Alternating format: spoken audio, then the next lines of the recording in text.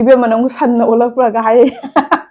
하이 mayam ngasi sono mukbang video ma puraga laksare matam kuire sigi chicken alo he sani nga pa ngasi de Chaba Fangjadore asina laputharo iromane chicken siga laputharo irombaga tona chaja doini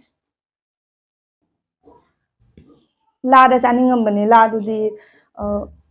pharak tabani na aduna plate ya tray siga dum charage mayam chicken je chicken mana lore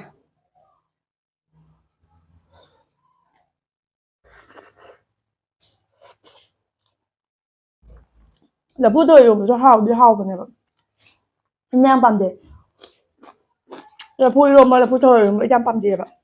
mayam chi age ko mai chi ko de phak ta ne chet la chi age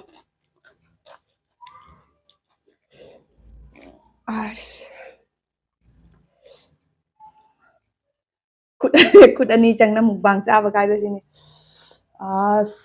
hào đúng mà mình nêm ạ tiền tả đấy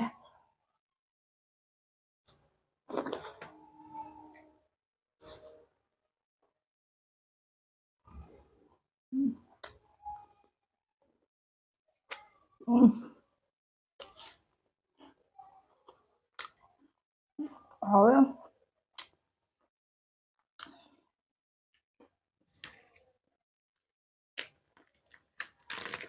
mà tầm thì hàng gram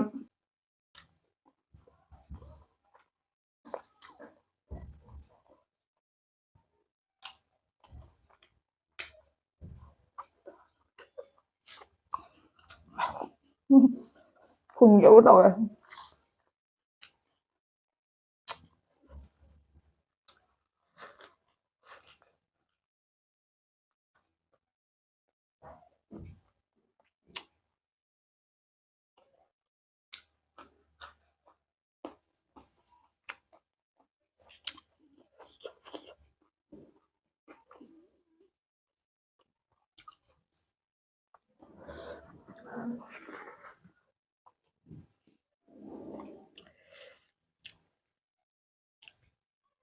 kamai cha tụi nó không về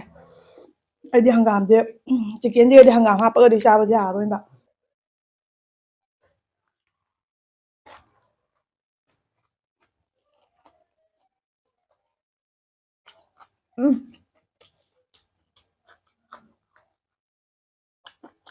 bây giờ mình xem bạn một trong quỷ đấy nhá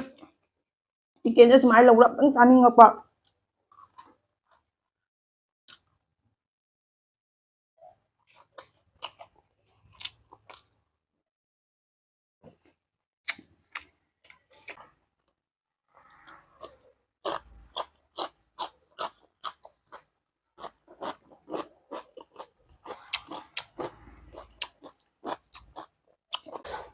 cái nhỏ đã ổn mà cắt ra kìa ta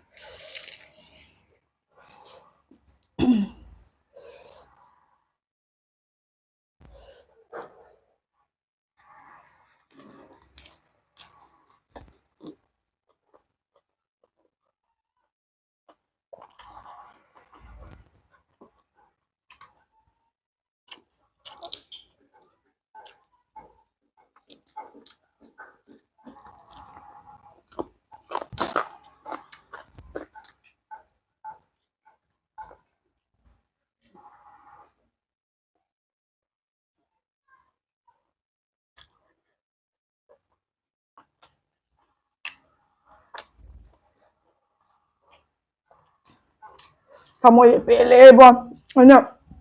Ini ada kesan yang leh kok ya, phang baca, wakan nungai bane bom. Ini mah kamu pilih bom. Aidi semai nak Chaba phangaro ida ka khanjaru ra bane.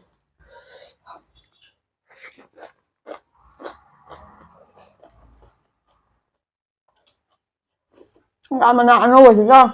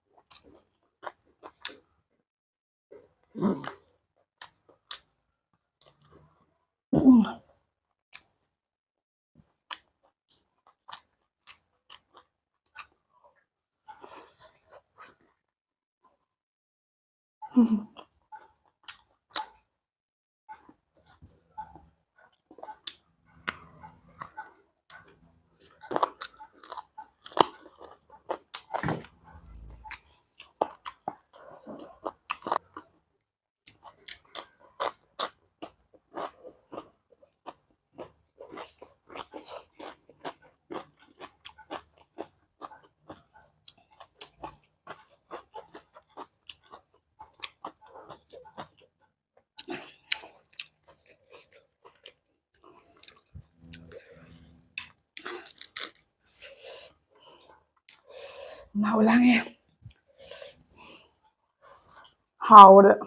ꯍꯥꯎꯕꯒꯤ ꯈꯨꯍꯥꯎꯒ ꯑꯗꯒꯤ ꯁꯥꯕꯒ ꯌꯥꯅꯔꯕꯅꯤꯅ ꯑꯁ ꯍꯨꯃꯥꯡꯒ ꯕꯤꯕꯤ ꯀꯥꯔꯦ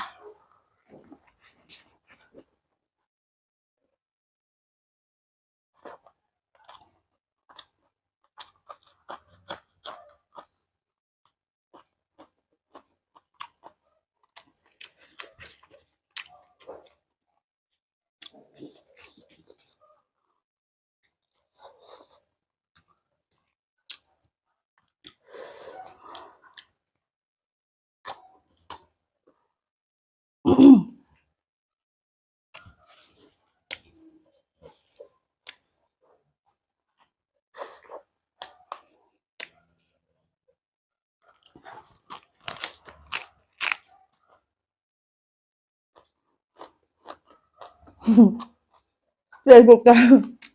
Manipuri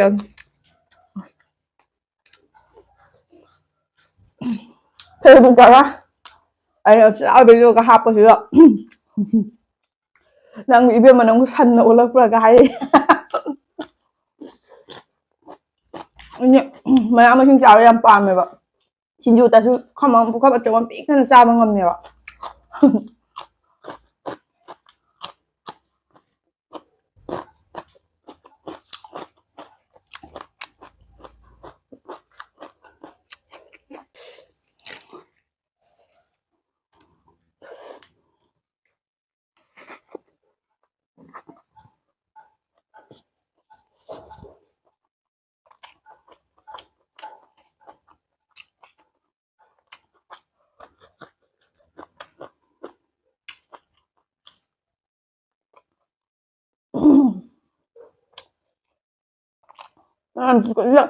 ꯍꯥꯎꯗꯤ ꯌꯥꯝ ꯍꯥꯎꯔꯦ ꯐꯨꯜꯂꯦ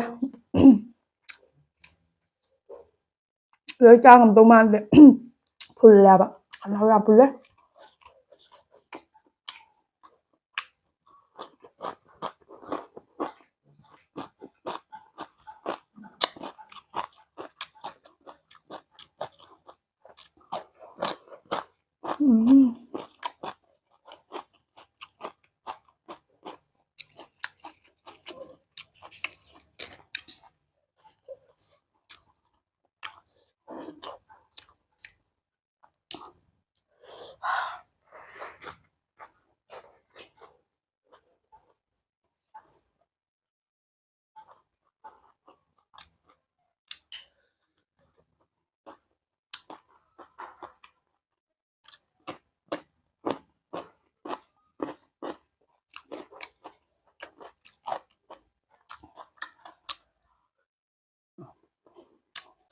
ꯆꯤꯛꯀꯟꯁꯤꯗ ꯆꯥꯔ ꯄꯨꯛ ꯊꯟꯕꯗꯤ ꯉꯝꯃꯣꯏꯕ ꯆꯥꯛꯇꯤ ꯆꯥꯗ ꯆꯥꯗꯦꯅ ꯆꯤꯛꯀꯟꯁꯨ ꯌꯥꯝ ꯆꯥꯁꯤꯜꯂꯒ ꯐꯨꯜꯂꯦꯕ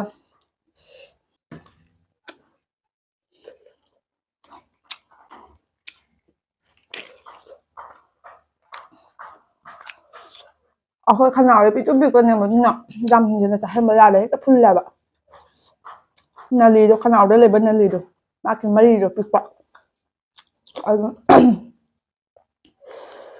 ꯍꯥꯎꯕꯗꯤ ꯍꯥꯎꯔꯦ ꯑꯁꯦꯡꯕ ꯈꯨꯂꯥꯝꯒꯁꯨ ꯐꯨꯜꯂꯦ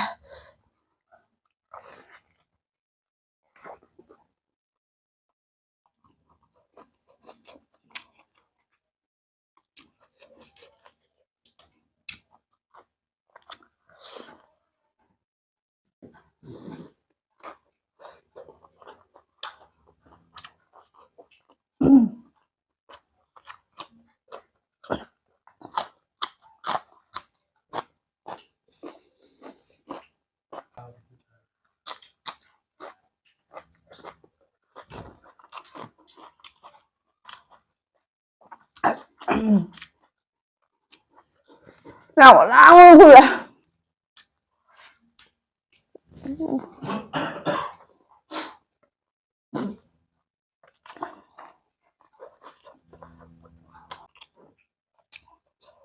ôi ăn liệu thôi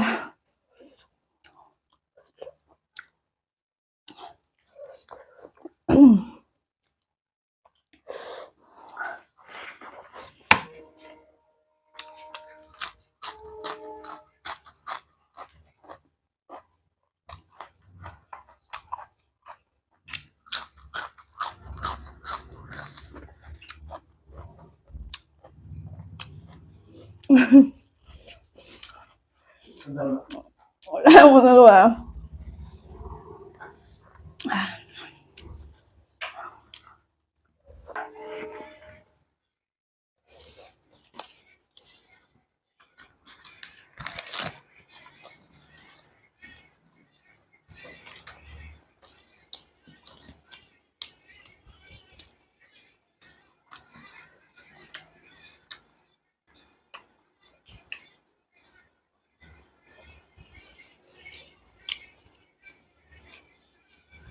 giang rau được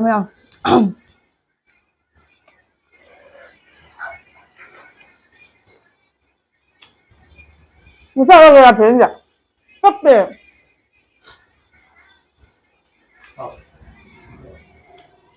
cấp về